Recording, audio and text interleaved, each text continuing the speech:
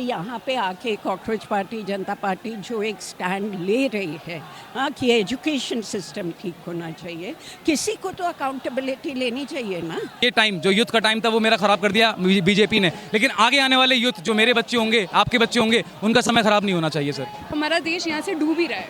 Education first step है। अगर हम वो सॉल्व नहीं करते और कोई उसकी अकाउंटेबिलिटी नहीं लेता, हमारे देश का कोई फ्यूचर नहीं है।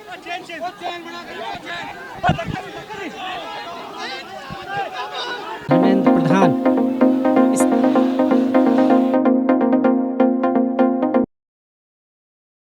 जंतर मंतर पर हूँ और वही कॉकरोच ये शब्द कभी गाली होता था, पर आप देख लीजिए सरकार के खिलाफ जब गुस्सा होता है तो गाली जैसा शब्द भी मोहब्बत जैसा शब्द बन जाता है। ऐसा ही हो रहा है मैडम, क्योंकि कॉकरोच जो शब्द है हम गंदगी के लिए या गाली के लिए यूज़ करते थे, पर ये यूथ का गुस्सा ही है कि इस शब्द को भी उन्होंने एक्सेप्ट कर लिया कि हाँ हम कॉकरोच हैं। देखिए, मेरे बच्चे स्कूल्स कॉलेजेस से बाहर हैं, हमारे भी दिन निकल गए, पर जब हम देखते हैं कि अभी जो फ्यूचर है हमारे देश का, उन बच्चों के साथ क्या हो रहा है, तो वो बहुत दुखद होता है कि हमें ऐसा नहीं करना चाहिए। ये पेपर लीक्स नहीं होने चाहिए। एक अच्छा इंडिया ऑलवेज, बाहर के आप CEOs को देखो, अमेरिका में सारे इंडियंस बैठे हुए हैं, क्योंकि यहाँ का एजुकेशन सिस्टम इतना अच्छा था। हमारे टाइम पे मैं भी 1982 की MBA किए हुए हूँ, हाँ, पर हमारे टाइम पे ऐसा कुछ नहीं होता था कि कोई आपको पेपर लीक हो जाएगा या हो जाए उसके। उठ रही है ये जो सरकार है, ये जब इलेक्शंस लड़ती है तो इनके मुख्यमंत्री का नाम लीक नहीं होता, पर इतना बड़ा एग्ज़ाम का वो लीक हो जाता है।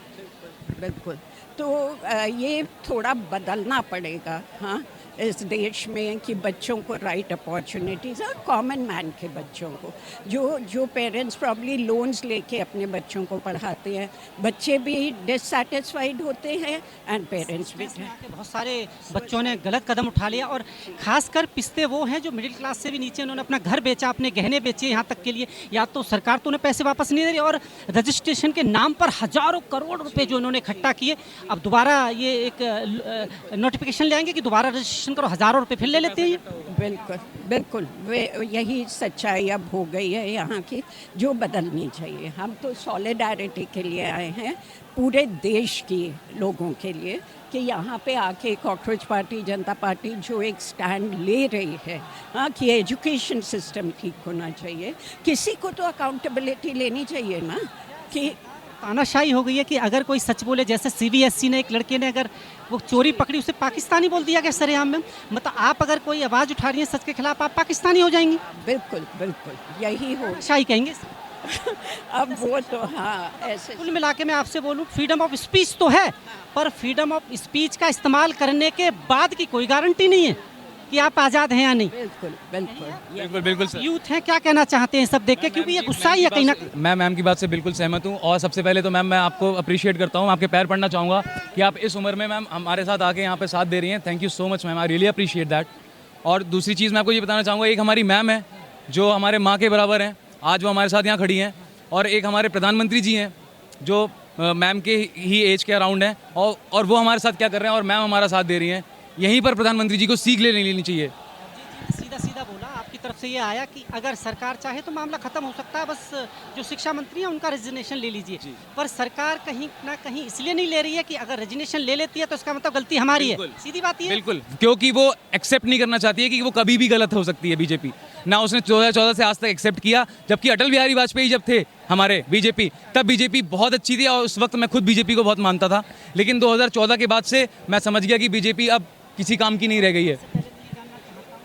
हिपोक्रेटिक पार्टी है।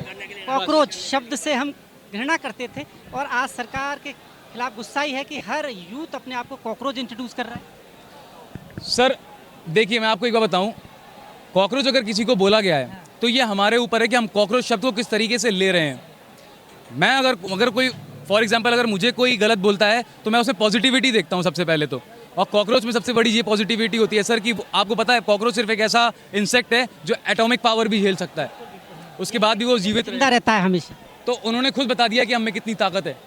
उन्होंने खुद अपने मुंह से कह दिया कि हम कॉकरोच, इसका मतलब हम एटॉमिक पावर तक झेल सकते हैं, तो हमें कितनी पावर होगी। मैं यूथ है, मैं ये पूछ रहा हूँ कि ये सिर्फ सोशल या जो यूथ है उसको जगाने का काम ही करेगा, या फिर वही चीज़ें होंगी राजनीति में कदम रख सकते हैं ये भी आने वाले वक्त पे? सर क्योंकि फिर बिखराव हो जाता है बड़ा। इनकार नहीं कर रहे हैं, अगर ज़रूरत पड़ी तो बिल्कुल रखेंगे, क्योंकि सर किसी ना किसी को तो देश चलाना ही पड़ेगा। और कोई ऐसा व्यक्ति देश चलाए जिससे कि हमारा यूथ परेशान हो रहा हो, पेपर लीक हो रहे हो, नीट के लिए बच्चा 2-2 साल तैयारी कर रहा है और उसके बाद आके वो वापस अपने घर लौट जा रहा है, उसकी उम्मीदें खत्म हो जा रही हैं, एंथुजियाज्म खत्म हो जा रहा है बच्चे के अंदर से कि अब वो और अच्छी डॉक्टरी की तैयारी करेगा। हमारे यहाँ डॉक्टर इंजीनियर बनने के लिए एलिजिबिलिटी होती है, लेकिन प्रधानमंत्री बनने के लिए कोई खास एलिजिबिलिटी का क्राइटेरिया नहीं है। तो इन सब चीज़ों पर हमारा यूथ गौर करेगा सर, अगर हमारा कुछ ऐसा इलेक्शन लड़ने का बनता है कुछ ऐसा।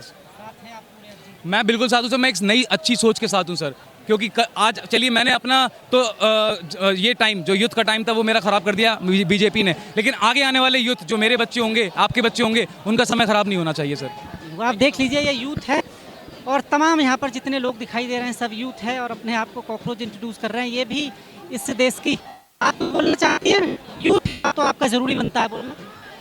आप देख लीजिए ये यूथ है और ये सरकार के खिलाफ जब गुस्सा होता है तो यही यूथ है जो बाहर निकलता है और यही यूथ है जो सरकार को ये सोच के चुनता है कि ये हमारे भविष्य की रक्षा करेंगी। पर सरकार कैसे रक्षा करेगी? क्या रक्षा हो रही है आपके भविष्यों की? हमारे पास कोई फाउंडेशन नहीं है जिससे हम अपना फ्यूचर बिल्ड करें, ना हमारे पास एजुकेशन का इंफ्रास्ट्रक्चर है। जो इंफ्रास्ट्रक्चर है भी उसमें इतनी लीकेज है कि लोगों के CBSE पेपर्स स्वैप हो रहे हैं, मेरिट पे कुछ नहीं हो रहा है, नीट पेपर्स लीक हो रहे हैं। तो इससे मैं अपने यूथ को क्या प्लेटफॉर्म दूं कि वो जाके हमारे देश के लिए कुछ अच्छा कर पाए? नहीं है ना, तो हमारा देश यहाँ से डूब ही रहा है। एजुकेशन फर्स्ट स्टेप है, अगर हम वो सॉल्व नहीं करते और कोई उसकी अकाउंटेबिलिटी नहीं लेता, हमारे देश का कोई फ्यूचर नहीं है। इस देश का दुर्भाग्य ही है कि अगर हम नासा की बात करें सबसे ज़्यादा अगर हम काउंट करें तो इंडियन है, या अमेरिका की हर बड़ी कंपनी में हमारे इंडियंस हैं। मतलब खुद के टैलेंट को यहाँ की सरकारें नहीं पहचानती, इसलिए शायद यूथ को बाहर का रुख करना पड़ता है। जैसे अभिजीत जी वो भी बाहर गए यही सोच के ना, अगर उन्हें यहाँ पर पूरी काबिलियत मिल जाती या सरकार कुछ चीज़ें मुहैया करा देती तो शायद इस देश के लिए बहुत बेहतर हो सकता था। देखिए पहले तो ब्रेन ड्रेन होता था, जहाँ जो अच्छे थे पढ़ाई में, जिनको एक फ्यूचर दिखता था, वो देश छोड़ के कहीं बाहर जाके कुछ बन जाते थे। अब आप नोटिस कीजिए ग्लोबली एक एंटी इमिग्रेंट मूवमेंट भी है, वहाँ पे भी इंडियंस को बहुत सारी प्रॉब्लम्स फेस किए जा रही है और हमारे खुद के देश में एम्प्लॉयमेंट नहीं है। तो एज अ इंडियन जो केपेबल है वो बच्चा कहाँ जाए? तो कोई सिस्टम ही नहीं है, सिस्टम का ब्रेकडाउन है, कोई आंसरेबिलिटी नहीं है, कोई अकाउंटेबिलिटी नहीं है, कोई बदलाव नहीं आ रहा है। तो ये बहुत अच्छा मूवमेंट है कि यूथ अब आके अपनी डिमांड कर रहा है। पहली बार देख रहा हूँ आप यहाँ पर हैं, यहाँ का इंटरनेट बंद है शायद? इंटरनेट बंद है यहाँ पर? इंटरनेट हाँ थोड़ा स्लो है। पहली बार ऐसा हो रहा है, ऐसा क्योंकि यूथ की कहीं ना कहीं आवाज़ क्योंकि इनका मूवमेंट भी ज़्यादा बढ़े ना पूरे देश में, मूवमेंट देखिए, जिससे शायद दुनिया तक लोग देखें। वो पावर ऑफ इंटरनेट है, वो बहुत पावरफुल है, लोगों की आवाज़ बहुत दूर तक जा सकती है और उससे गवर्नमेंट पे प्रेशर आता है। वो प्रेशर हमारी गवर्नमेंट लेना नहीं चाहती। सरकार को क्या कहना चाहती हैं कम शब्दों में कि क्या करे सरकार? जो मुहिम है इसमें कम से कम इसको, जो ये मांग है, मांग बहुत बड़ी नहीं है, रिजाइन ले लो यार। आपके पास के कोई और मंत्री नहीं है जो इसको बेहतर चला पाए? मेरे दिमाग में सिर्फ रिज़ाइन की डिमांड नहीं है, रिज़ाइन तो होना ही चाहिए, बट सिस्टम को बदलना है। एक प्रायोरिटी लेनी है एजुकेशन की तरफ और एम्प्लॉयमेंट की तरफ। जब तक वो सॉल्व नहीं होता तो ये गवर्नमेंट को चाहता हूँ। हज़ारों लोगों ने जो फीस जमा की, जो रजिस्ट्रेशन के नाम पे पैसे की, कुछ लोग ऐसे हैं, मैं जानता हूँ ज़मीन पर जब मैं रिपोर्टिंग करता हूँ, आप घर देख लेंगी ना उनके तो शायद रो देंगी आप। उनकी हालात नहीं अब दोबारा अपने बच्चों को एग्ज़ाम दिलवाने की। सरकार को उनके पैसे वापस करने चाहिए कुल मिला के, ये भी है जो पैसा लगा। सरकार को अकाउंटेबिलिटी करनी चाहिए और सिस्टमेटिकली ये चेंज करना चाहिए कि लोगों को ऐसे लोन्स ना लेना पड़े कि एक बेसिक एजुकेशनल राइट के लिए, उसके लिए लोगों को एक पब्लिक सेक्टर एजुकेशन सिस्टम होना चाहिए जहाँ everybody gets the right to education. किसी को लोन लेना ही नहीं चाहिए इस चीज़ के लिए। वो वक्त आ गया है कि राजनीतिक के लिए जैसे MBBS डॉक्टरों के लिए होता है, इंजीनियरिंग के लिए, इनके लिए भी एक एजुकेशन सिस्टम होना चाहिए। क्योंकि आप देखिए, आप अगर कल को DM बनती हैं, डॉक्टर बनती हैं, आप पर राज कौन करेगा? एक शायद कम पढ़ा लिखा नेता, वो आपका बॉस बन जाएगा। तो कहीं ना कहीं दुर्भाग्य है इस देश का। इसके लिए भी कि एजुकेशन सिस्टम होना चाहिए कि इसकी पढ़ाई करो तब आप राजनीति में। एजुकेशन सिस्टम से पहले तो उनका क्रिमिनल रिकॉर्ड जिसका हो वो हमारे सिस्टम में आने नहीं ज़्यादा केसेस, वो उतना बड़ा पॉपुलर नेता। हाँ जी, बदलाव जरूरी है, यूथ है, बदलाव जरूरी है इस देश में। और बदलाव जब होता है तो यकीन मानिए, वो अन्ना आंदोलन भी आपको याद होगा, वो भी ऐसा ही मूवमेंट था जिसने पूरे देश को बदल के रख दिया था। पर क्या ये कॉकरोच जनता पार्टी बदल के रख पाएगी, या सोशल पर ही काम करेगी, यूथ को जगाएगी, या फिर आने वाले वक्त में राजनीति में कदम रखेगी? और राजनीति में अगर कदम रखेगी तो हर्ष केजरीवाल जैसा तो नहीं होगा कहीं। आप जुड़े रहें और भी लोगों से मिलवाता हूँ। धन्यवाद।